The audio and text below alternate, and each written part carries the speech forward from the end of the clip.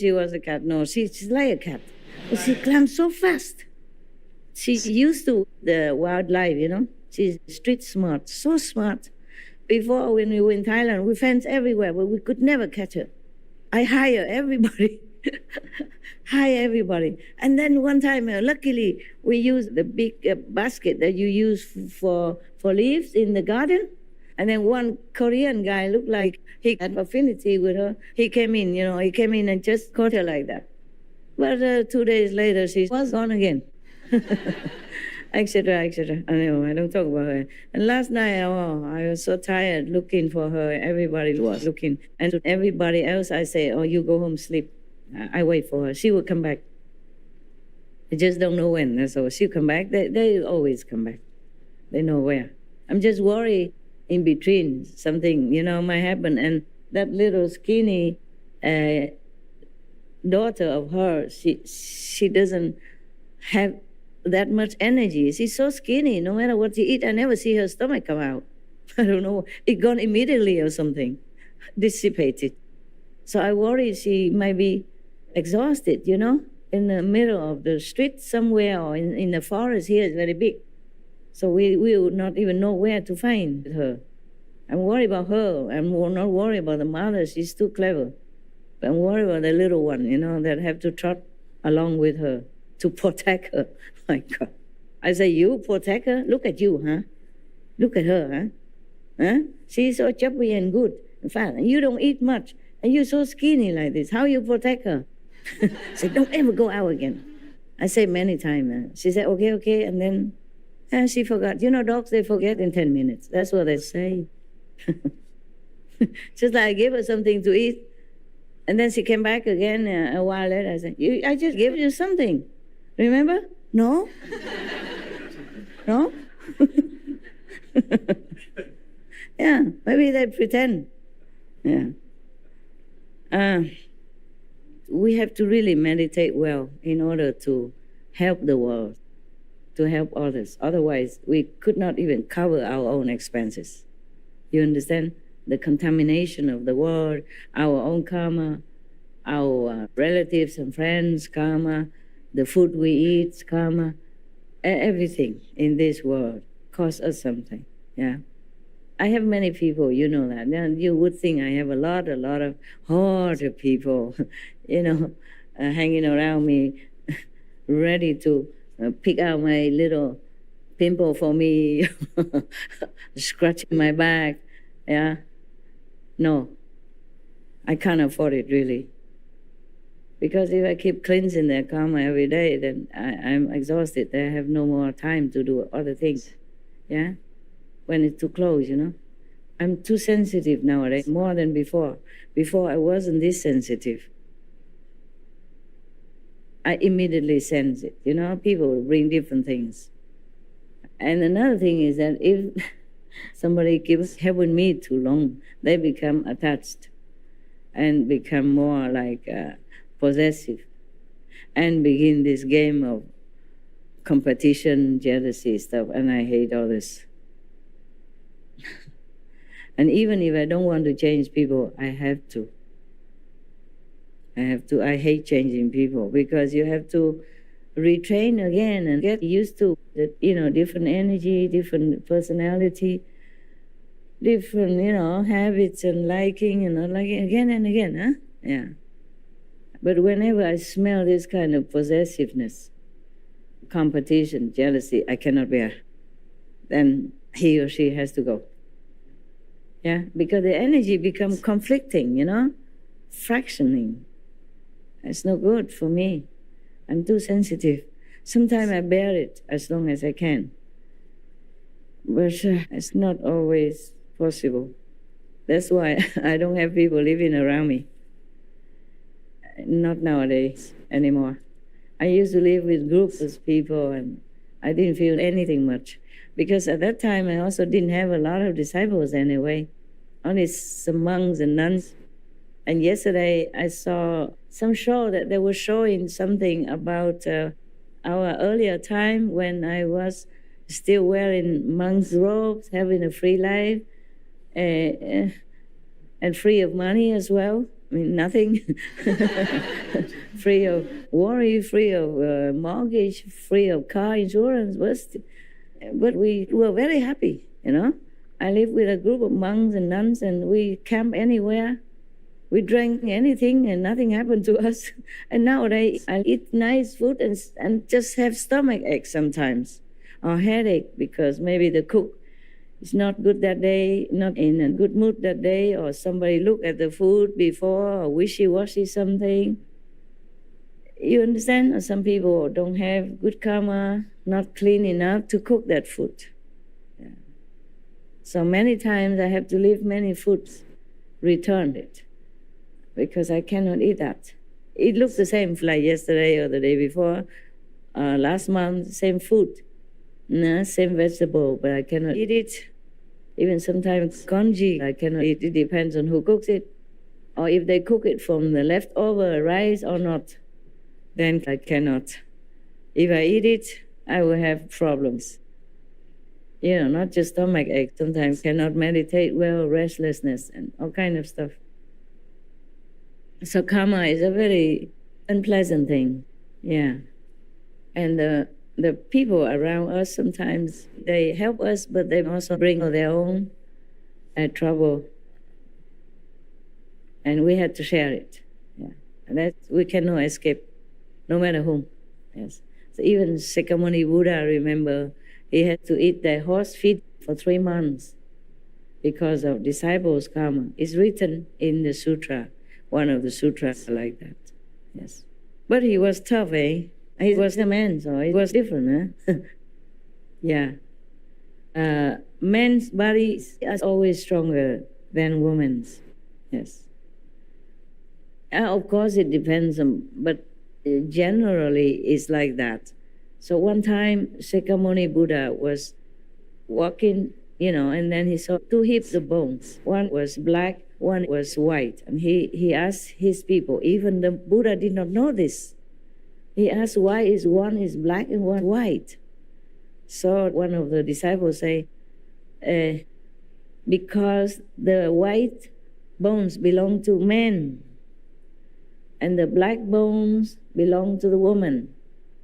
After they die, their bones blacken, you know, I mean, they probably rotted quicker, yes, because they were weaker, yeah. Because maybe every month they lost some blood and they give birth to children and all that. It weakened their bodies, weakened their bones, yeah, and hardship and all that. So the Buddha cried. After Buddha heard that, he cried. Or maybe he didn't ask. He knew it, right? Oh, it doesn't matter if he asked or not. I might be wrong there. But then he knelt down in front of the black bones, a black heap of bones, and bowed to it, very respectfully, reverently. And all the disciples said, Master, you are a teacher of humans and heavenly beings. Why are you prostrating in front of the rotten, dry bones? And the Buddha said, you don't know. Those bones could be from 1 or 2 of my mothers, yeah, for many lifetimes or this lifetime, because of the hardship that the mother has to go through, you know, daily work, and then bearing children and losing blood every month. That's why their bones became blackened like this. And he felt so sorry, so sorry. So very, very sorry and very compassionate for all the women in the world. He said, I just pay respect and thank the mothers, yes. I feel like I want to cry myself. Yeah, we take many things for granted. But truly, in this world, we owe a big debt to everyone that exists now and before us. So if we do anything good, the vice president, she's 2 times vice president, former, came to visit me again last week, and she told me, "Oh, you you do a lot of meritorious deeds. You are so compassionate and all that." I said, "No, ma'am. I feel like in this world, I myself own a lot of debt. Everybody worked in order for me to grow up, yeah, to have food to eat, have clothes to wear, to have opportunity to study, to be literate, and to be able to understand many things. And monks and nuns, they're passing down the Buddha's teaching, Jesus' teaching, etc., yeah, something like that. So whatever I do, I feel like I'm just repaying their kindness. And I feel like God has given me this opportunity to repay their kindness, to spread love. That's all. I never feel like I'm doing any favor for anybody. And you should feel the same. I suggest you should. Okay? Yes. We are the doctors, the nurses, so that we have a good birth. Yeah? And we want them to continue to survive with our measles, our chicken pox, or, or duck pox, whatever pox. Yeah? Yeah, if we had no doctors, no medicine, no nurses, we could not have survived until now. Yeah, not to talk about the food we eat, the shoes we wear, the clothes we dress, everything. Actually, the world is so kind to us, giving us so much, so much, so much. When I was young, I was maybe 20-something, no? I went back to Vietnam one time from England before the nation changed to different policy. I came out on time. Otherwise, I probably got stuck or maybe gone on the boat or something, or maybe end up in Philippines right now. Yeah. And then you might come and say, "Hello, what are you doing here?" I said, "I had no idea." Not to being a master or anything. And then when I was in Saigon, at that time, Saigon, and there was an old lady from somewhere. She came and asked me, could I help her, give her 100 dong, Vietnamese dollars, because the thief took everything from her already. And then I said, "How much you need?" She said she needed only the money to take the bus to go home. That's all she needed. So I gave her some, and then some extra if she needed some to eat. And she knelt down and bowed to me, and she was crying. I said, "Oh no, please don't do this, Mom. Stand up, please. If I am in need, somebody else would give me that. The same." So we just helping each other, yeah? Yes. And maybe you have helped this world also. I was young, but so wise already. And not wise, but knowing some little things. I said, "Don't do this. No, it's just a little thing. I can afford it, and I'm happy that I can help you. Please just go home and take a rest." Yeah. And she was still crying. She said, "I'm no beggar." She said, "I'm no beggar, child. I'm not. I'm just stuck here, and I keep begging, and nobody gave me anything until now. That's why I'm so grateful that you gave me the whole sum even. So I don't have to stand here begging all day or until tomorrow or next day. You never know. If everybody just give a little penny or $10, then I don't know when I can go home.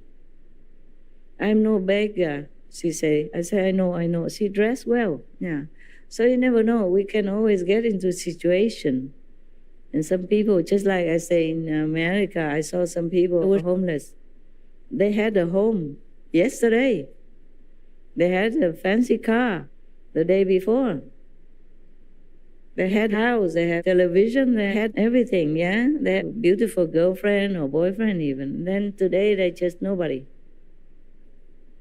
Everything can pass, you know, quickly, yeah. So today we are happy, tomorrow, if not, then it's okay. Then we know, c'est la vie, yeah? That's life. Frank Sinatra sang a very beautiful song. That's life. That's what all the people say. You went up in the sky and got down in May, something like that. But I won't let that get me down. I pick myself up. What? I pick myself. Every time I fall down, I pick myself up. And go back to begin again, something like that. A very, very nice song. I used to know how, I remember, but now I forgot. You make me forget everything. Everything except just reading you stories, bedtime, or even not bedtime. And never enough even. Yeah, mealtime you don't want to go to eat. Yeah, bedtime you don't want to go to sleep. Don't I know this somewhere? In my house. My dogs. Yeah, you're right. How you know everything? Ah, she knows everything. Yeah, they fight, you know. They fight with the assistant. The one take them to eat only. It's a meal time. And go out, you know, to do their small business. Oh, fighting. No. Oh, and then, whoa, the whole body was really fighting. And then go run under my legs to take refuge. I said, oh, you went to a wrong place, baby. Now you go. I have to get hold of her for him, for the attendant to put the harness on her. Oh, man, the fight really tooth and nail, truly. And run away, you know, run to the other corner. In the morning, it's a drama to get them out of my house or my whatever, cave or whatever, don't care what. Just don't want to go. And then after they left, want to go out. Yeah. Ask me, take them out. Joking, you know. They think I have nothing to do but dogs. Nobody else but dogs. Nothing to do but take care of dogs. God. And then talk like they understand me, everything. Oh, Master, you work very hard, day and night for everybody, for the animals. Yeah, thank you and all that. Yeah, but work for us, work for me, work for the dogs. It's better. Don't stress yourself. Take a walk with us. What for you reading all this stuff? It's so boring. Paperwork. Why? Take a walk with us. Fresh air, running, you know, climb trees or whatnot, yeah? Go drink the water in the lake, even though it looks dirty, but never mind. It's cool. It's free.